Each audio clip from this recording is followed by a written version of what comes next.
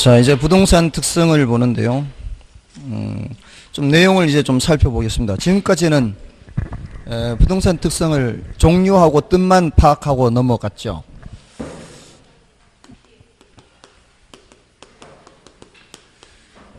이 부동산 특성 중에 이제 토지 특성도 있고 건물 특성도 있는데, 여기서 이제 토지 특성을 이제 위주로 얘기하는 거예요. 토지 특성이 이제 자연적 특성이 있고, 인문적 특성도 있죠. 이 자연적 특성이 더 중요합니다. 여기 이제 부동성, 종류를 따지자면 부동성, 부증성, 그 다음에 영속성, 개별성, 인접성, 이런 것들이 있습니다. 그래서 앞글자 따면 부부연계인이죠. 이렇게. 이 자연적 특성은 선천적인 특성이라고 볼 수 있습니다. 원래 그 부동산이 토지가 갖고 있는 성질이고요. 선천적이고 불변적, 고정돼 있죠. 근데 인문적 특성은 인간과의 관계에서 나타나는 특성이에요. 그래서 이거는 후천적이고 가변적이다, 이렇게 얘기할 수 있어요. 자, 여기는 이제 용도 다양성이 있고요. 용도 다양성, 다양한 용도가 있죠. 그 다음에 병합하거나 분할해서 사용할 수가 있어요. 물리적으로는 그럴 수가 없죠. 인위적으로 이렇게 병합하거나 분할하는 겁니다. 그리고 사회적, 경제적, 행정적 위치는 가변적이에요. 물리적 위치는 고정돼 있죠. 그렇지만 이런 인문적 위치라고 볼 수 있죠. 인문적 위치는 가변적이다. 여기서 이제 시험에 제일 많이 나오는 것을 기준으로 보자면 요 둘이 5, 60%예요. 부동성과 부증성에 대해서가 5, 60% 출제되고요. 영속성까지만 해도 거의 80% 가까이가 커버가 돼요. 그러니까 여러 가지 이 성질들 중에서, 특성 중에서 위에 것 위주로 정리를 하시면 되겠죠. 뜻은 뭐 별로 어렵지 않아요. 그리고 뜻은 뭐 별로 질문도 잘 하지 않습니다. 근데 문제는 이제 파생 현상이에요. 여기 이제 시간이 많이 걸리는 거죠. 일단 뜻은, 부동성은 그 물리적 위치를 이동시킬 수 없는 거죠. 부증성은 그 물리적인 양을 증가시킬 수 없다. 영속성은 그 토지는 소모되지 않는 거죠. 영속적입니다. 소모되지 않고. 개별성은 모든 토지는 다 제각각이죠. 위치가 다르든 면적이 다르든 뭐 지세가 다르든 지질이 다르든. 그다음에 인접성은 모든 토지는 연결되어 붙어 있어요. 우리가 인위적으로 도로를 만들었다 하더라도 그 집안은 결국 다 연결되어 붙어 있는 거죠. 자, 이런 게 이제 자연적 특성이고, 용도가 다양한 거, 뭐 주거용이든 상업용이든 공업용이든 농업용이든 특수목적용이든 용도를 다양하게 할 수 있고, 병합해서 쓰거나 또는 분할해서 쓸 수도 있고요. 또 사회적, 경제적, 행정적 위치가 가변적이다. 얘네들은 뭐 뜻은 별 거예요. 별 적이 없는데, 다만 조심해야 되는 게 이제 부증성하고 영속성. 요걸 이제 뜻에서부터 조심해야 돼. 얘네들은 이제 부증성이 물리적인 양을 증가시킬 수 없는 거죠. 자, 그러니까 저수지를 매립해서 농지나 택지로 바꾸는 거는 물리적인 양을 증가시키는 것이 아니고 용도 전환이라는 관점에서 봐야 돼요. 그래서 전체 양은 절대로 변하지 않는 거죠. 절대로 늘릴 수도 없고요. 부증성 때문에. 줄어들지도 않아요. 영속성 때문에. 그러니까 이건 서로 상반되는 거죠. 그러니까 엄격하게 해석해야 돼요. 그러니까 부증성은 절대로 예외가 있을 수가 없어요. 예외적으로 물리적인 양을 증가시킨다? 그건 있을 수가 없는 거예요. 절대로 예외가 있을 수 없습니다.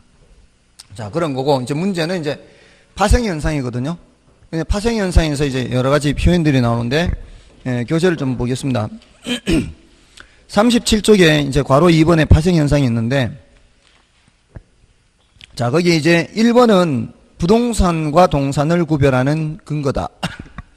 자, 요거는 가장 기본적인 거죠. 부동산이란 단어 자체가 어디서 나왔어요? 부동산이란 단어 자체가 부동성에서 나온 거죠. 그래서 부동산은 공시방법이 등기고, 동산은 점유다, 이런 것도 다 부동성 때문에 그런 것이고요. 그 다음에 2번에서는 그 국지화, 국지성. 요게 이제 키워드예요. 국지성이라는 말은 단골 손님이요. 자주 나와요. 국지적이다, 국지성 이런 단어가 나오면은 그것은 부동성의 발생 현상이에요. 왜냐하면 이 지역과 저 지역이 다르다는 거잖아요. 지역별로 다르다 이거 아니에요. 근데 동산은 그런 현상이 없죠.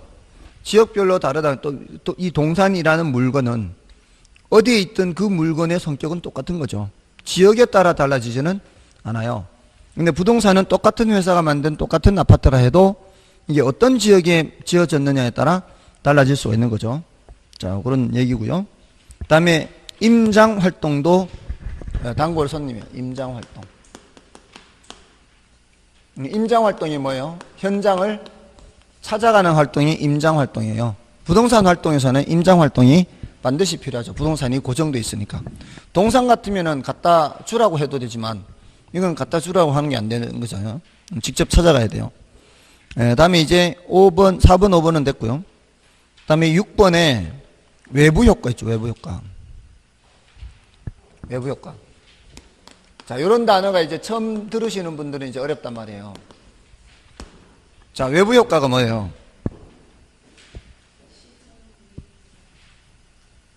외부 효과가 뭐죠? 지금 여러분들이 이러시면은 오늘 오신 분들한테 큰 용기를 주고 계시는 거예요. 미리 와서 들어봐야 별 차이도 없고.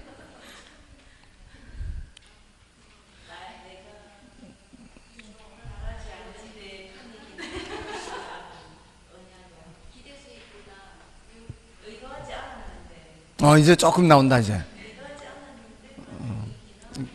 그래도 조금 이제 몇 달 들으니까 조금 이렇게 나오는 거예요. 외부 효과라고 하는 것은 의도하지 않은 손해나 이익을 끼치면서도 그 대가를 지불하거나 지불받지 않는 현상을 외부 효과 그래요. 그래서 이제 그 중에서 특히 쓰레기 소각장 같은 거. 쓰레기 소각장 같은 거는 또는 뭐 시멘트 공장 이런 것들은 이웃 주민들한테 해를 끼칠 목적은 없어요. 그냥 그렇게 설치하는 거죠. 그렇지만 주변에 해를 끼치죠. 거기에 대한 대가를 지불하거나 지불받는 거 없어요. 자, 그런 경우를 특히 부의 외부 효과라 그러죠. 특히 부의 외부 효과. 자, 그런 쓰레기 소각장이 건설이 되면은 내 벤츠 자동차 가격 떨어져요, 안 떨어져요? 내 벤츠 자동차 가격은 안 떨어지죠. 근데 집값은 떨어지죠. 왜 그러겠어요? 벤츠 자동차는 도망을 갈 수가 있지만 집은 도망을 못 가잖아요. 그게 뭐 때문에? 이거 얘기하는 거예요, 이거. 도망을 못 가니까.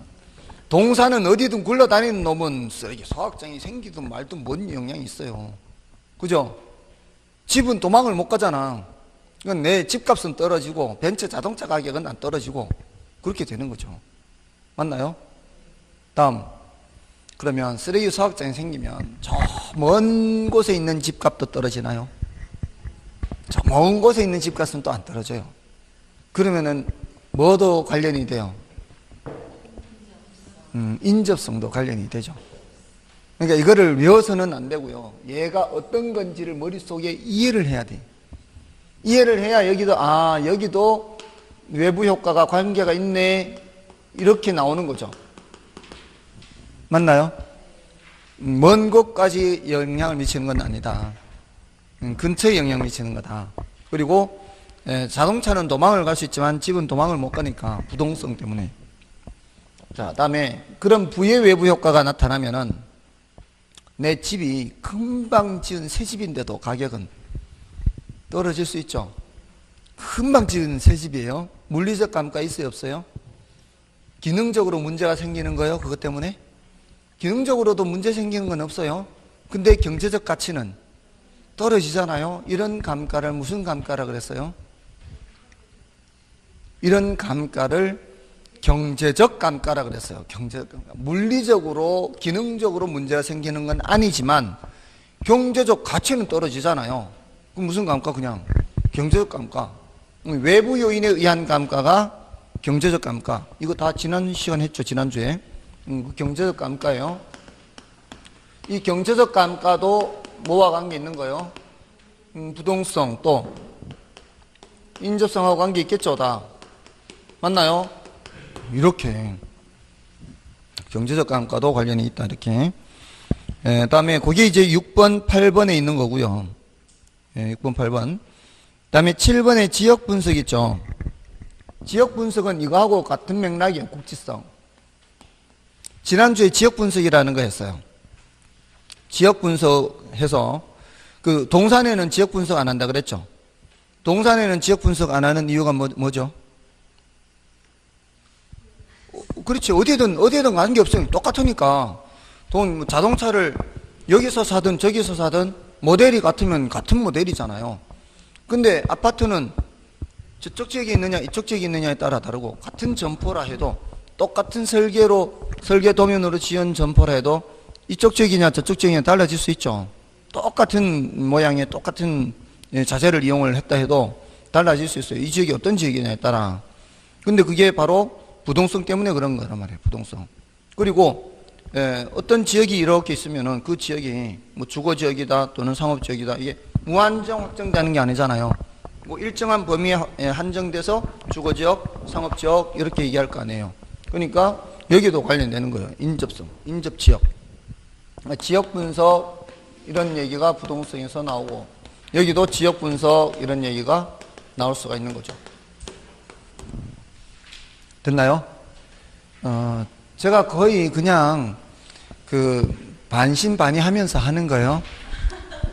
뭐 받아들여도 받아들이면 좋은 거고 안 돼도 할 수 없고. 왜냐하면 지금 단계에서는 여러분도 욕심내지 마시란 말이에요. 제가 11월 달부터 들으신 분들은 이제 2번 들었으니까 세 번째 하면 조금 낫겠거니 했더니 뭐 별로 큰 차이가 5, 6월 달 가서 설명을 해도 되는데 5, 6월 달 가면은 이제 또 요약집으로 넘어가니까 기본서 있을 때 한 번 정도 이렇게 하는 거예요. 욕심내지 마시라고. 앞에서 계속 말씀드렸잖아요. 이 부분은 뭐만 하고 지나갔었어요. 뜻만 하고 종류만 하고 껑충 건너뛰었잖아요. 이제 처음으로 이렇게 파생 현상하는 거예요. 근데 이 얘기들이 다 뒤에 나오는 거잖아요. 뒤에 나오는 얘기들. 자, 이런 정도로 하시고요. 다음에 그 9번을 보시면은 부동성으로 인해 부동산 시장이 지역적 시장으로 되므로 중앙정부나 지방자치단체의 상이한 규제와 통제를 받습니다. 지역에 따라 다른 규제를 하더라도 이거 별로 어려움이 없어요. 다 고정되어 있는 상태이기 때문에. 다음에 이제 부증성은 물리적인 양을 증가시킬 수 없다 그랬잖아요. 자, 일단은 파생현상에 생산비 법칙을 적용할 수 없다 이렇게 나오죠. 그 생산비 법칙을 적용할 수 없다는 게 물리적인 양을 증가시킬 수가 없다라는 얘기예요. 생산비 법칙이 뭐겠어요? 생산비를 투입해서 그 수량을 증가시킬 때 나타나는 법칙이란 말이에요. 근데 그런 법칙이 적용되지 않는다. 물리적인 양을 증가시킬 수 없으니까. 다음에 2번과 3번, 4번, 5번은 2, 3, 4, 5는 전부 다 같은 맥락에서 보시면 돼요. 같은 맥락. 물론 그 8번도 마찬가지고요. 2, 3, 4, 5, 8번. 이런 것들은 전부 다 같은 맥락이라 보시면 돼요. 이게 뭔가 하면은 물리적인 양을 증가시킬 수 없으니까 희소성이 증가하죠. 인구는 점점 증가하는 상황에서 산업용지, 주거용지 이런 용지는 많이 필요하고 하면 희소성이 점점 올라가잖아요. 자, 희소성이 올라가기 때문에 양은 한정되어 있단 말이에요. 그럼 양이 한정되어 있다면은 그 토지를 이용하려는 사람이 많은 상황이라면 어떻게 이용해야 되겠어요? 어떤 토지가 있는데 이 토지를 더 이상 증가시킬 수는 없고 이 토지를 이용하려는 사람은 많아. 그럼 어떻게 이용해야 돼요? 이거를 위로 높여서 이용해야 되죠. 이렇게 낮게 이용하는 것과 높게 이용하는 것, 요거는 무슨 이용이라 그래요? 집약적 이용, 요거는 조방적 이용하죠. 집약적 이용이라는 단어가 나올 때는 뭔 성질 때문에? 부증성 때문에 나타나는 거예요. 희소하기 때문에 나타나는 현상이에요. 그리고 사회성, 공공성 강조한다, 토지 공개념 이런 말 나오죠. 이런 말들도 다 마찬가지예요. 이 공이라는 게 뭐겠어요? 공이라는 건 이제 공공을 얘기하는 거잖아요. 근데 우리는 자본주의 사회니까 사유재산제를 허용하죠. 개인이 토지를 갖고 있을 수 있어.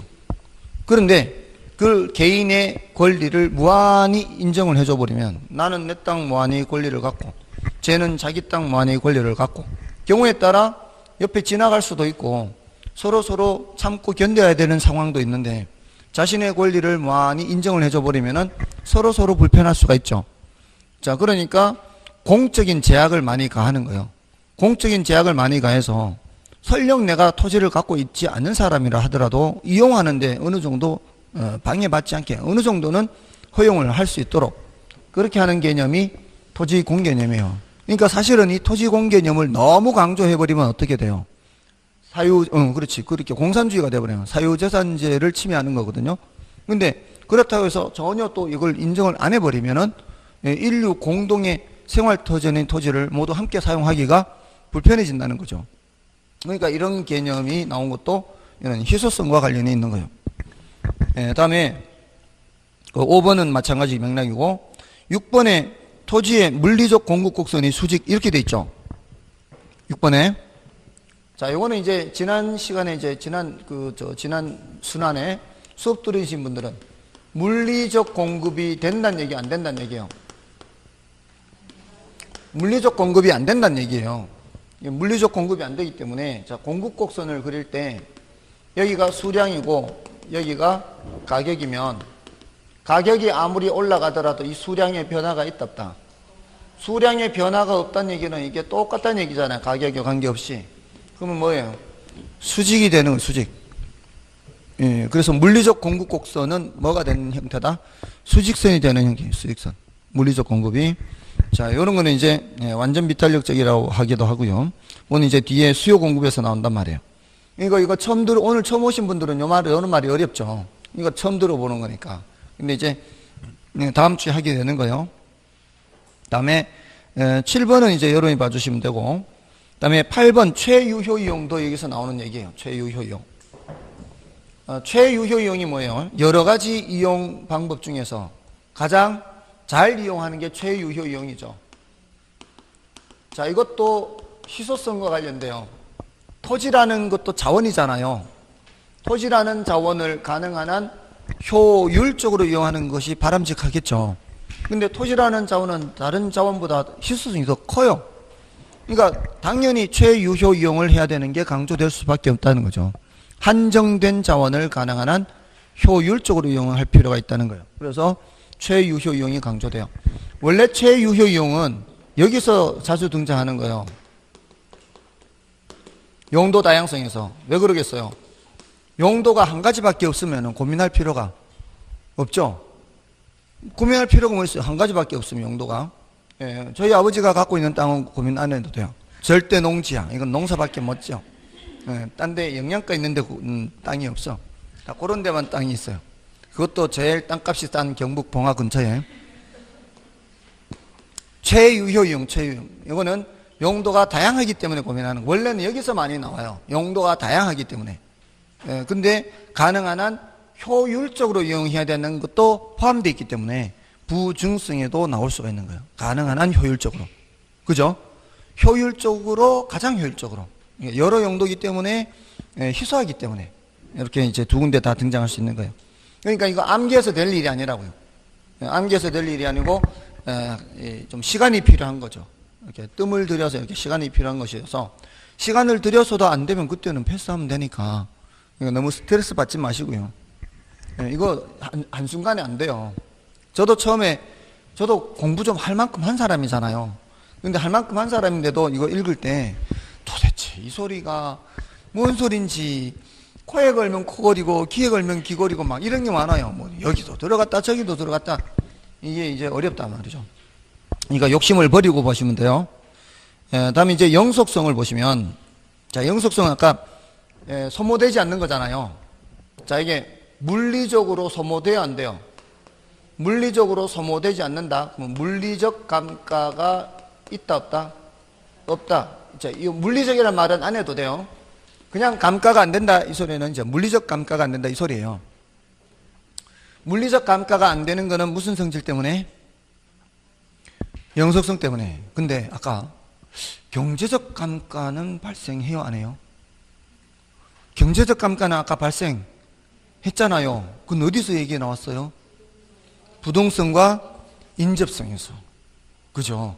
금방 했는데도 또 까먹죠. 잘 생각이 안 나요. 쉽지 않아요. 자, 그러니까 자꾸 반복해야 됐어요, 시간에. 경제적 감가가 발생하는 것은 부동성과 인접성 때문이고, 물리적 감가가 발생하지 않는 것은 영속성 때문이고, 이렇게. 됐죠? 다음에, 자, 2번에서는 재생산 이론 적용이 안 돼요. 재생산이란 말이 적용 안 돼요. 이거는 요 재생산이란 단어를 잘 생각해 보면은 어렵지 않아요. 재생산이 뭐예요? 재생산이. 다시 생산하는 거죠. 다시 생산한다는 것은 주로 어떤 경우예요? 기존의 물건이 소모가 되니까 다시 생산하는 거 아닌가요?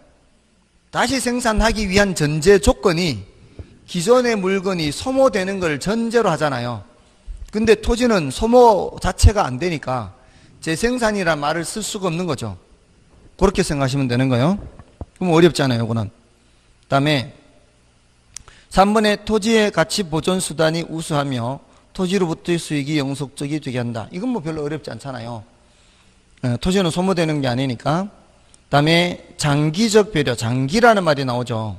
장기라는 말은 이 영속성과 관련이 있다, 이렇게 보시면 되고. 그 다음에 예측도 미래를 예측하는 거잖아요. 이런 거는 이제 영속성과 관련되고요. 자, 다음에 5번과 6번은 함께 묶어 생각하면 돼요. 임대차 시장이란 말이 나오죠. 자, 제가 지금 여기에 이렇게 따로 쓰잖아요. 이렇게 쓰는 단어들이 이 각각의 특성에서 시험에 자주 언급되는 편이에요. 여기 있는 표현들 위주로 기억하시면 되는 거예요. 자, 임대차 시장하고 영속성하고 바로 연결이 되나요? 머릿속에? 연결돼야 안 돼요. 연결되면 다행이고 안 되면 할 수 없고. 임대차와 영속성을 연결하려면은 뭐를 알아야 되는가 하면은 소비대차를 알아야 돼요. 소비대차.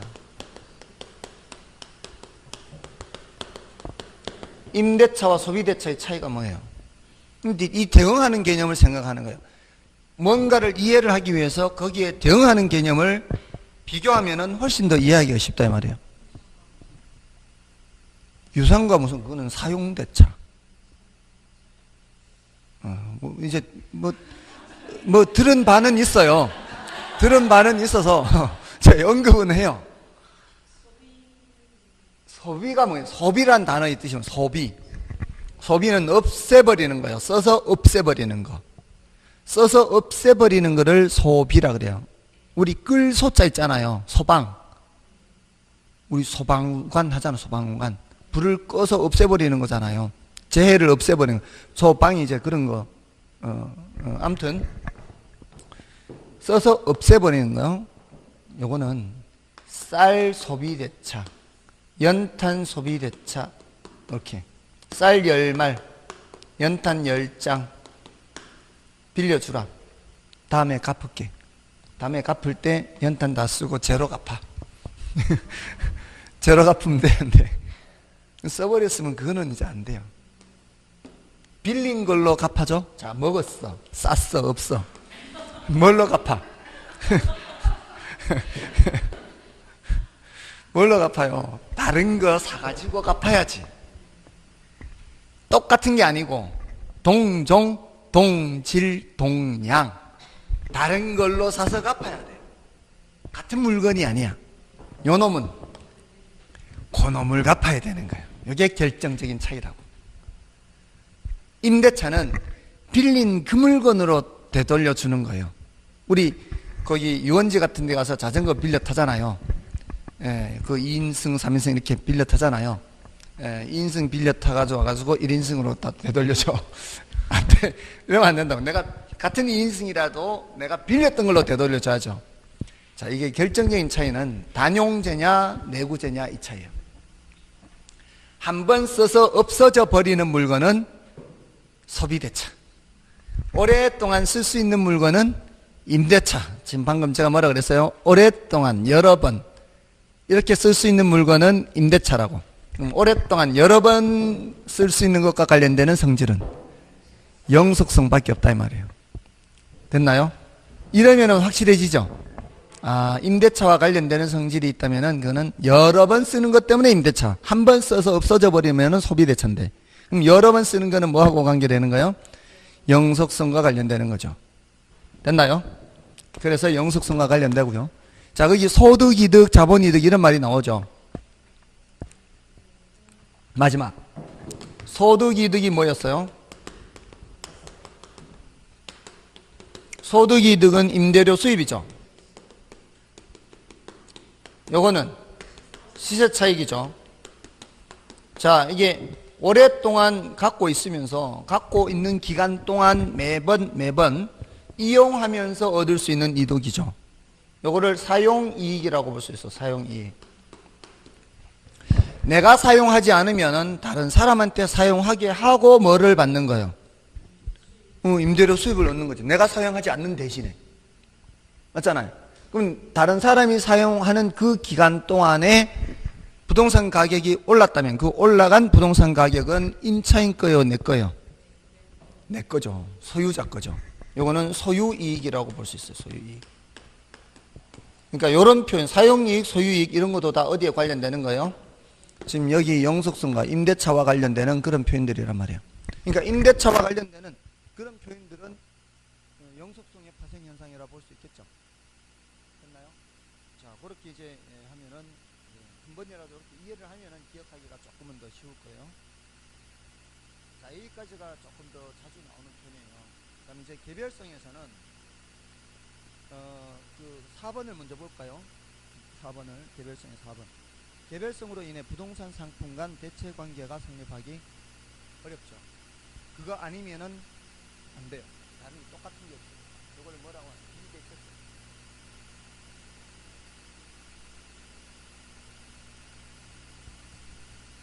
그러네. 언제부터? 아, 그러면은 처음부터 다시. 여기서부터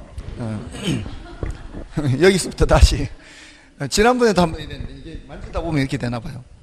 아무튼 그 임대차의 경우에는 이제 오랫동안 쓸 수 있는 물건에 대해서만 적용되기 때문에 영속성하고 관계되고요. 그 다음에 여기 소득이득, 자본이득 하는데 소득이득은 매기간 발생하는 임대료 수입이잖아요.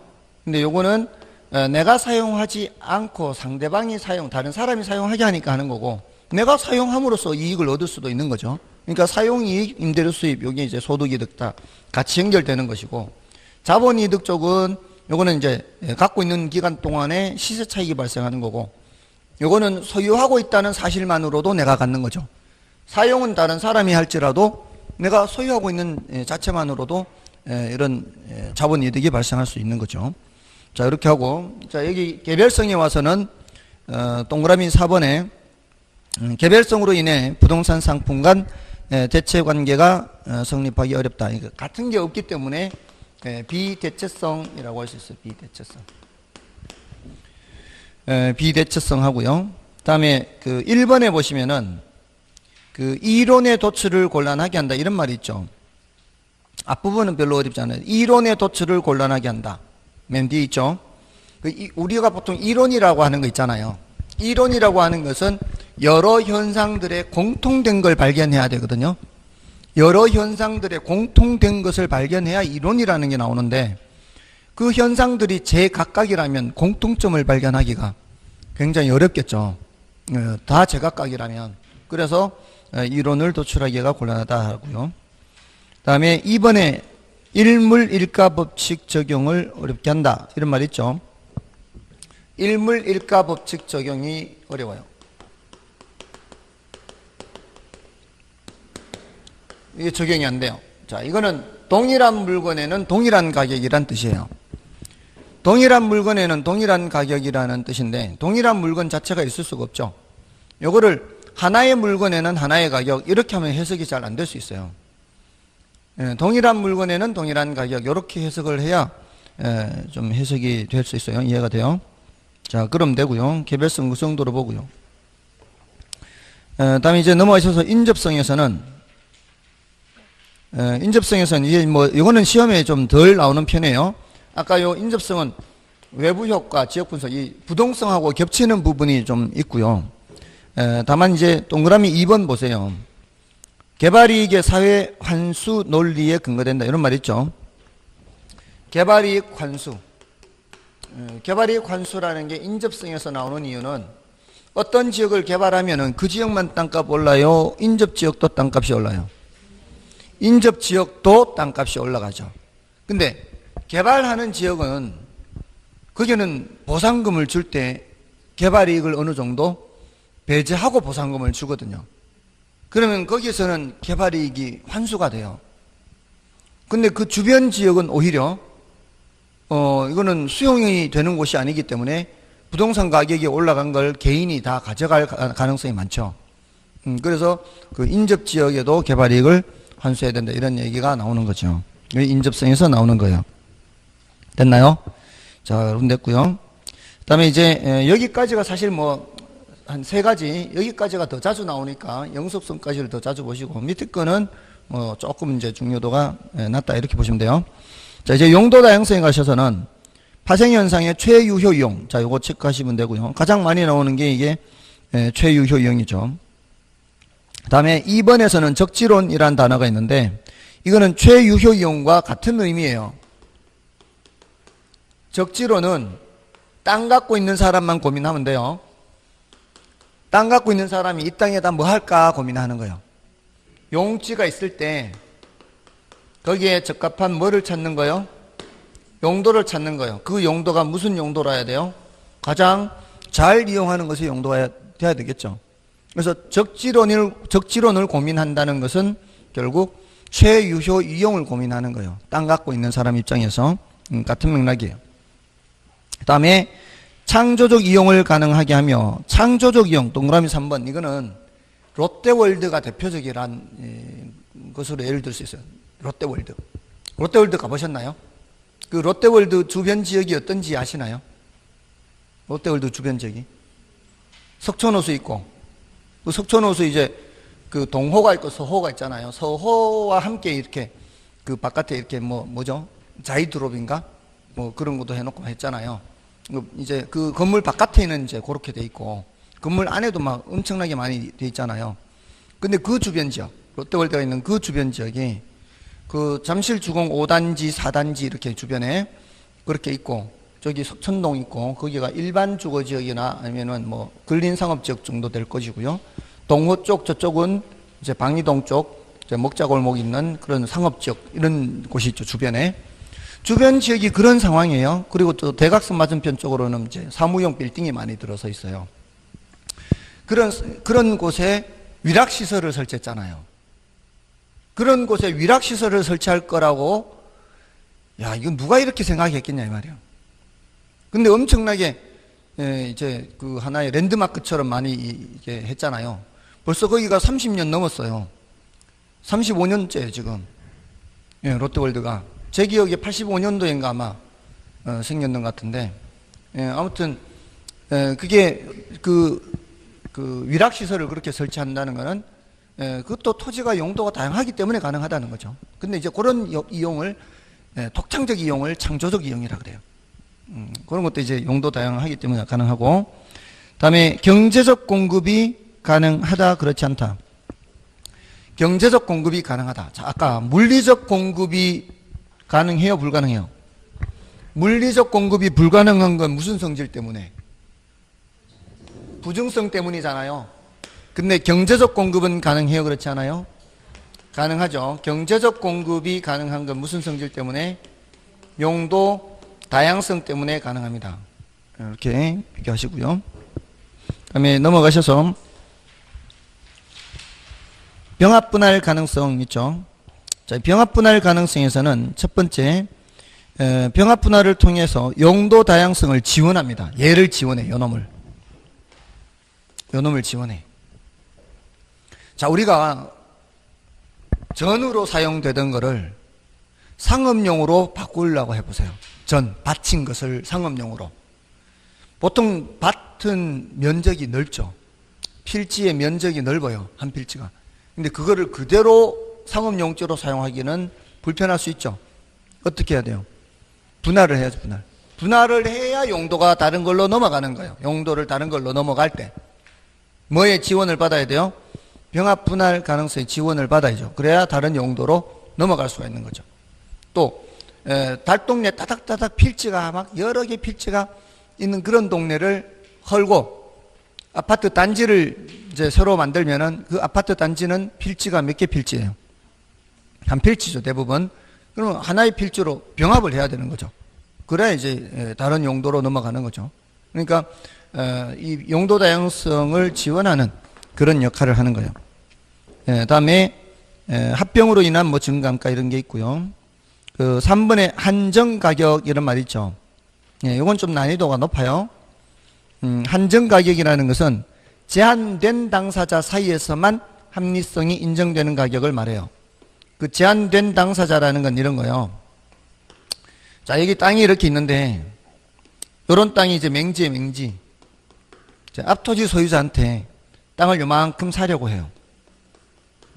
그래서 편입하면 무슨 형태가 돼요? 자루 형태가 되죠, 자루 형태. 자루형. 자, 그럼 지금 현재 이 모양이 아니죠. 현재는 이 모양이에요. 이게 이제 제곱미터당 100만 원이에요. 시가가 제곱미터당 100만 원인데 요만큼 편입하려면 30제곱미터를 넣어야 돼. 30제곱미터를. 그럼 요거 3천만 원 주고 요거 팔라고 하면은 이 사람이 팔까요? 더 비싸게 받겠죠. 왜냐하면 현재 시가가 제곱미터당 100만 원이면 이거를 통으로 팔아도 제곱미터당 100만 원 받는다는 얘기 아니에요. 근데 요만큼 떼서 팔면 뒤에 땅값이 많이 올라갈 거 아니에요. 그러면 그 올라가는 만큼 고려한다면 절대로 제곱미터당 100만 원에 안 팔겠죠. 그래서 예를 들어 뭐 제곱미터당 200만 원 받는다. 이러면은 이 200만 원은 이 사람하고 뒷사람하고 둘 사이에만 합리성이 인정되는 가격 아닌가요? 다른 사람한테 팔 때는 이렇게 못 받을 거 아니에요. 그러니까 요거는 한정 가격이라요, 요때는. 시장 가치가 아니고, 시장 가치 아니에요, 얘는. 시장 가치 아니고, 제한된 당사자 사이에서만 합리성이 인정이 돼요. 자, 이럴 때, 앞토지 입장에서는 땅이 분할이 되는 거죠. 뒷토지 입장에서는 병합이 되는 거죠. 그러니까 병합 분할 가능성과 관련해서 한정 가격이라는 게 만들어져요. 들을 때는 다 그럴듯하죠. 들을 때는 다 그럴듯해요. 표정들 보면 굉장히 편안해요. 다음 주에 물으면 또 이제 뭔 소린가 이렇게 되는 거예요. 왜냐하면 이게 당연히 이해되게끔 설명을 하니까. 근데 그걸 기억을 해야 문제지. 기억을 해야 괜찮은데. 아무튼 왜냐하면 이게 이렇게 문장으로 돼 있는 거 하고 이걸 설명하는 거 하고 당연히 설명할 때는 풀어서 설명하니까. 근데 이제 요 문장을 보고 나중에 또 올리는 게 문제가 되는 거죠. 다음에 이제 규모의 경제라는 단어가 있죠. 자, 규모의 경제를 좀 보겠습니다. 규모의 경제. 자, 이 규모의 경제는 여기 이제 시험에도 한 번 언급된 적도 있고요. 뒤에 또 나와요. 규모의 경제가. 규모의 경제가 뭔가 하면 규모가 커질 때 평균 비용이 하락하는 현상이에요. 제가 늘 이렇게 판서로 할 때는 이게 가장 표준화된 표현일 때 이렇게 하는 거예요. 판서로 할 때는. 그러니까 제가 그냥 일상적인 용어를 할 때는 판서를 잘 안 하죠. 구어체로 얘기할 때는 판서를 잘 안 해요. 이거는 표현이 된다면 이런 식으로 표현해요. 이건 이제 평균은 생략 가능한데요. 어떤 제조업체가 제품을 만들 때 그 규모를 늘리면 늘릴수록 단가를 낮출 수 있는 걸 말해요. 100개를 만들 때는 개당 100원의 비용이 발생하는 그런 회사가 규모를 1000개 생산으로 늘려버리면 개당 80원으로 낮출 수 있대요. 이게 바로 뭐가 발생하는 거예요? 규모의 경제가 발생하는 거예요. 충분히 납득할 수 있나요? 규모를 키울 때 단가를 낮출 수 있는 거. 더 많이 생산하면은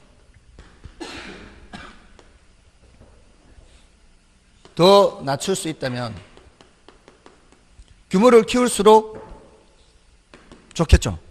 근데 문제는 이렇게 만든 제품을 판매를 할 수 있어야 되잖아요. 그러니까 시장 규모에 맞춰서 이렇게 해야 되거든요. 근데 만약에 어떤 사회가 100개의 기업이 제품을 100개씩 생산했어요.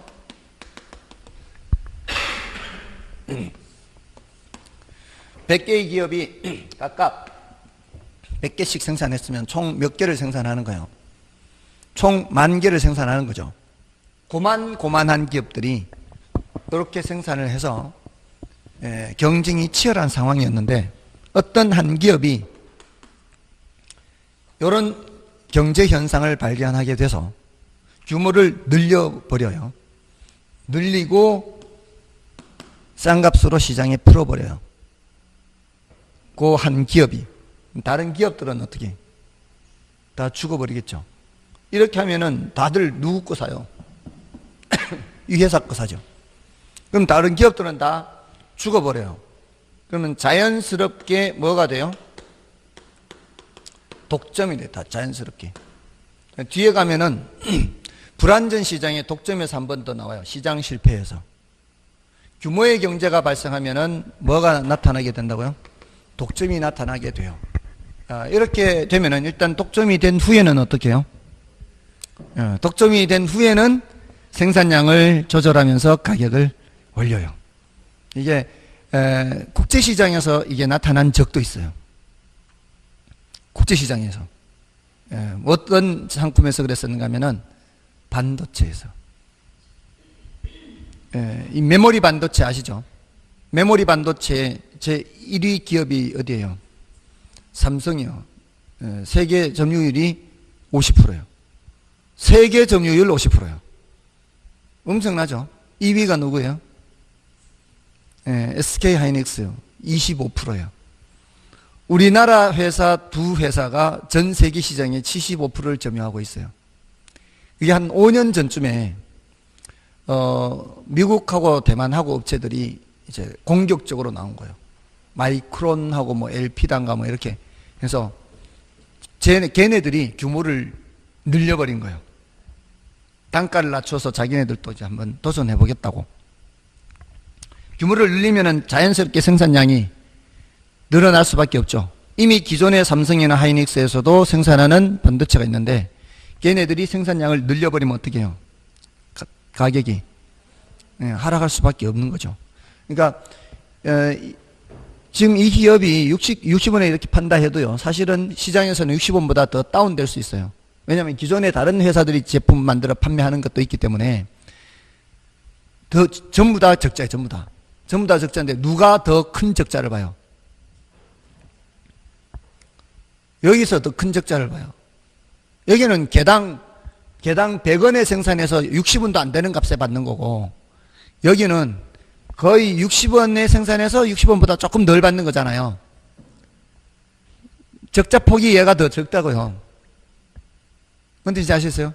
그 당시에 삼성전자와 저기가 하여튼 칩 가격이 1달러가 안 됐대요. 생산 원가는 1달러가 넘는데 근데 판매 가격이 1달러가 안 됐단 말이에요. 근데 다른 회사는 1달러보다 훨씬 높은 원가에 생산을 해가지고 1달러도 못 받으니까, 그러니까 그 회사들 결국 이제 졌어요. 그 당시 그거를 뭐라고 했는가 하면 치킨 게임이라고 그랬어요.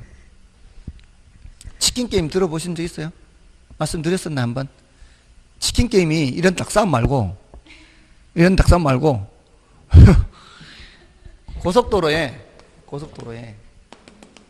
이쪽에서 부릉부릉 준비하고 있고 저쪽에서 부릉부릉 준비하고 있다가 깃발을 내리면 동시에 달려가는 거예요. 동시에 달려가서 비키는 놈이 지는 놈이에요. 니 죽고 내 죽자 이거죠. 네, 이거였었어요. 그 당시에 국제시장에 반도체 가격이 많이 났으니까, 적자니까 SK 하이닉스 가격이 어떻게 됐겠어요? 25,000원대였어요. 그때까지 떨어졌어요. 제가 수업도 그렇게 했어요. 지금 이 규모의 경제 설명하면서 이제 규모의 경제가 나타나면 일단은 치열하게 싸운다. 그러다가 입장 정리되면은 그때부터는 이제 가격이 회복된다. 그게 조절하면서 가격이 올라간다. 그때 제가 SK 하이닉스 주식을 안 샀어요. 그렇게 수업은 하면서도. 그러고 나서 작년에 9만 원까지 올라갔잖아요. 바보같이. 그러니까 그게 아직은 얼마나 이게 지속될지 모르니까 이게 치킨 게임이 얼마나 지속될지 모르니까 그때 못 산 거죠. 근데 그때가 제일 진짜 그 국제시장에서 늘 뉴스가 뭐 치킨 게임이 어떻고 반도체 이런 그때 샀어야 되는데 아무튼 저는 돈하고는 관계없어요. 이렇게 규모의 경제가 나도 결국은 LP단가 어디 문 닫았어요. 문 닫고 이제 정리가 된 거죠. 예, 그리고 나서는 이제 삼성하고 저기가 엄청 작년에 제일 높은 수익을 냈죠. 예, 가장 최상의 수익을 냈어요. 아무튼 여기 규모의 경제가 그렇게 나와요. 근데 이제 여기 우리 부동산 쪽에서 이거는 이제 그 일반 제조 회사에서 말하는 거고 우리 부동산 쪽에서도 마찬가지예요. 규모가 이제 큰 대단지 아파트하고 규모가 작은 아파트하고 어느 정도까지는 이게 규모를 키울수록 그 단가가 낮아질 수 있어요. 아파트 한 채당 단가가. 너무 커지면 또 아닐 수도 있어요. 그냥 어느 수준까지는 규모를 키울 때, 그러니까 합병을 하는 거예요. 합필. 규모를 넓히는 것이 뭐를 낮출 수 있다. 비용을 낮출 수 있다. 이런 거예요. 자, 위에 규모의 경제. 나중에 어디에서 또 나와요? 뒤에, 이 시장 실패에서 나옵니다. 시장 실패에서. 그걸 이제 페이지를 적어 드리면은 거기서 다시 이쪽으로 오면 되겠죠. 그 페이지가, 187쪽이에요. 187쪽에 동그라미 3번 불안전 시장의 니은을 보시면 돼요. 187쪽에 동그라미 3번 니은 있죠? 규모의 경제는 자연 독점을 발생시키므로 시장 실패와 관련된다. 그렇게. 거기에다가는 42쪽을 적어 놓는 것도 하나의 방법이 되겠죠. 42쪽에 병합 분할 가능성. 자, 나머지는 됐습니다. 나머지 기타 사회 경제 행정적 위치 가변성이라든가 자, 이런 것들은 여러분들이 확인하시면 되겠고요. 자, 이것도 문제를 한번 풀어보겠습니다. 자, 문제를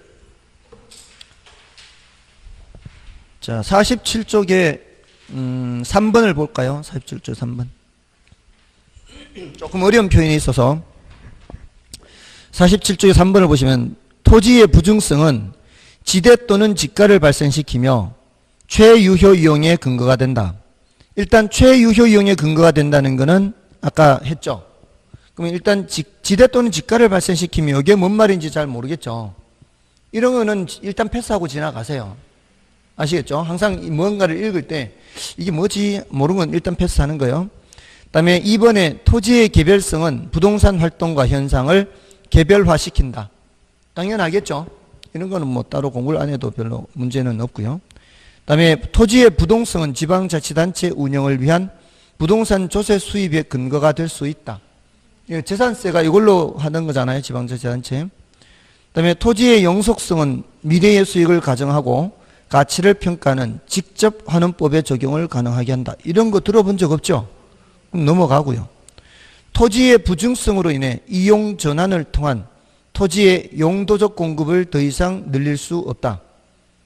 용도적 공급은 가능하잖아요. 용도 다양성으로 인해서 용도적 공급 가능하죠. 자, 그러니까 자 보세요. 앞에 지금 1번과 4번에 어려운 지문들이 있죠. 그런 지문들이 있더라도 결국 정답이 되는 거는 지금 여기에 등장한 이런 것들, 아까 용도적 공급. 이건가요? 경제적 공급. 이게 용도적 공급이에요. 경제적 공급을 다른 말로 용도적 공급하는 거예요. 자, 그러면은 그 4번은 뭔가 하면은 4번은 그 지난주에 수업 들으신 분들은 토지의 경우에 환원율 했었잖아요. 환원율은 뭐 더하기 뭐라 그랬어요? 수익률 더하기 회수율 했죠. 환원율은 수익률 더하기 회수율 했는데 회수율을 고려하는 이유가 뭐예요? 내 투자 원금이 줄어드니까 하는 거 아니에요. 근데 토지의 경우는 이게 있을 필요가 있어요, 없어요? 토지에는 이게 있을 필요가 없잖아요. 0이면 돼요. 0이라도 돼요. 그렇게 적용한 거를 지금 직접 환원법이라고 표현을 하는 거예요. 토지는 영속적이기 때문에. 됐나요? 다음에 1번도 마찬가지 지난주에 있는 감정평가를 알아야 돼요. 그래서 어려워요. 1번과 4번은 지문 자체가 어려워요. 지난주에 형 이름, 동생 이름 했죠.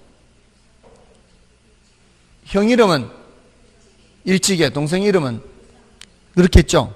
자, 발생은 누구예요? 발생은 동생이 동생, 발생은 동생, 같이 발생 요인 동생, 같이 형성 요인 형, 맞나요? 그래서 같이 발생 요인 효상유 했죠. 자, 그게 희소성 있잖아요. 희소성, 같이 발생 요인에, 같이 발생 요인에 효용성, 상대적 희소성, 유효수요. 부증성은 뭐하고 관계 있어요? 희소성과 희소성. 그 희소성으로 인해서 지대 또는 지가를 발생시키면 이렇게 어려워요. 굉장히 어렵죠. 이거는 이걸 연결을 해야 되니까. 그러니까 이런 것들은 한번 들어는 두시되 생각나면 다행인 거고 안 그러면 할 수 없는 거고. 얘는 연결하기가 굉장히 어려워요. 이런 거를 정답 지문으로 만들면은 굉장히 어려워지는 거예요. 그런 거는 이제 어쩔 수 없는 거고요. 자, 이 정도로 하겠습니다. 자, 이렇게 해서 부동산 특성도 살펴봤고요. 나중에 이제 조금 더 문제를 풀게 되면은 문제를 풀면서 익숙해지게 되는 부분이 있어요. 그러면 이제 조금 더 나아질 거예요. 자, 이제 좀 쉬고요. 부동산 속성하고 이제 수요 공급을 조금 들어가겠습니다. 좀 쉬겠습니다.